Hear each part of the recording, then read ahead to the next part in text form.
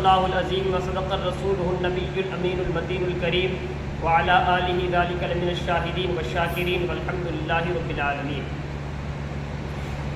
شمع رسالت کے پروانوں، غوث و خواجہ کے دیوانوں، آئیے سب سے پہلے ہم اور آپ مل کر سبز ہمت میں آرام فرمانے والے آقا مولا تاجدار انبیاء، شہنشاہ انبیاء، احمد مختار، تاجوروں کے تاجور، نبیوں کے نبی، ہمارے حضور صلی اللہ تعالیٰ علیہ وآلہ وسلم، جو یتیموں کے سروں پر شفقت کا ہاتھ رکھنے والے آقا،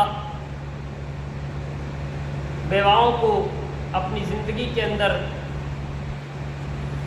لینے والے آقا، جن کے آنے کی وجہ سے اس پورے جہان کو قدر ملی، جن کے آنے کی وجہ سے عورتوں کو قدر ملی، جن کے آنے کی وجہ سے مدینہ اور مکہ کی وادیاں جھوم اٹھی، وہ احمد مختار کی بارگاہ بے کس پناہ میں اتنی آواز کے ساتھ درود پاک پڑھیں کہ اس مسجد کے اندر اور ہمارے کاندھوں پر فرشتے بیٹھے کل قیامت کے دن گواہی دیں کہ اللہ انہوں نے تیرے گھر کے اندر بیٹھ کر بلند آواز سے درود پاک پڑھا تھا، تو اس کے صدقے ان کی مغفرت فرما دے۔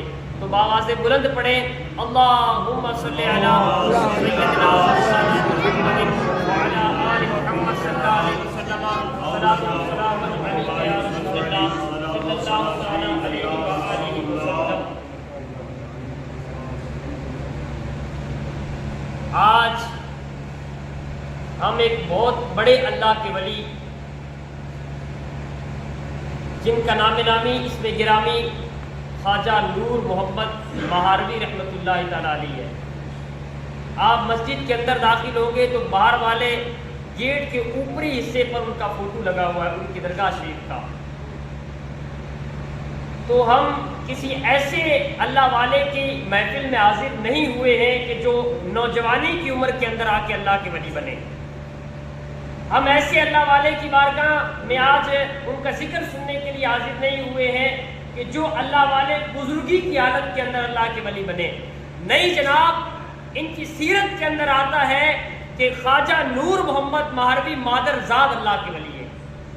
مادر زاد کا مطلب یہ ہوتا ہے کہ ماں کے پیٹ کے اندر ان کو اللہ تبارک و تعالیٰ نے ولی کی بشارت سے نواز دیا۔ سبحان اللہ۔ یہ اللہ کے ولی، ان کی ماں کسی رستے سے گزر رہی تھی تو ایک اللہ کے ولی جا رہے تھے رستے سے، تو ان کی ماں کو انہوں نے کہا، خواجہ نور محمد مہاروی کی ماں کو کہا کہ آپ کے گھر کے اندر ایک بیٹا پیدا ہوگا اور وہ اتنا سعادت مند ہوگا، اتنا سعادت مند ہوگا کہ کل قیامت کے دن وہ اپنے چاہنے والوں کو جنت میں ساتھ میں لے کر جائے گا۔ میں اس کی طرف گفتگو کروں اس سے قبل کچھ تمہید سنیں کہ اللہ والے یہ بنا کیسے کرتے ہیں۔ اللہ والوں کو یہ اللہ تبارک و تعالیٰ سے محبت اور ان کی معرفت اور ان کی زندگی حاصل کیسے ہوا کرتی ہے۔ تو یہ اللہ والے جو ہوتے ہیں یہ راتوں کو اٹھ اٹھ کر اللہ کی عبادتیں کیا کرتے ہیں۔ اللہ والے راتوں کو جنگلوں میں جا جا کر اللہ ہو کی ضربیں لگایا کرتے ہیں، تب جا کے اللہ والوں کو یہ مقام ملتا ہے۔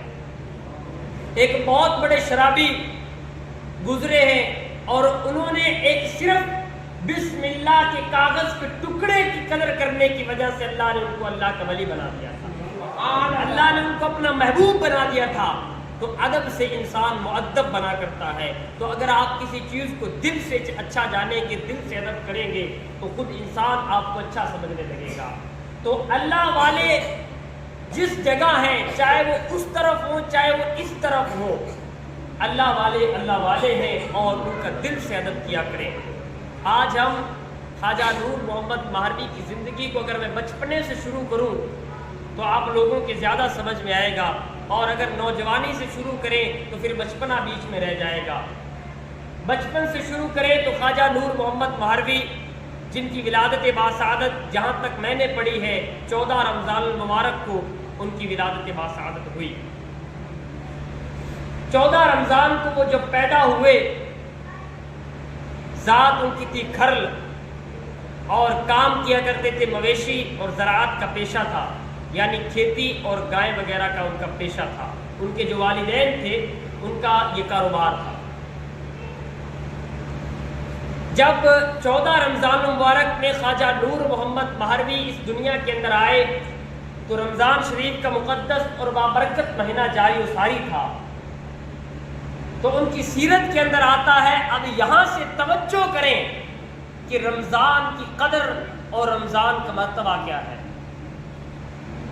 یہاں سے آپ اس چیز کو لے کر چلیں کہ ایک اللہ کا ولی جب اس دنیا کے اندر آیا تو 14 رمضان سے لے کے 30 رمضان تک اس نے کبھی دن میں اپنی ماں کے دودھ نہیں پیا۔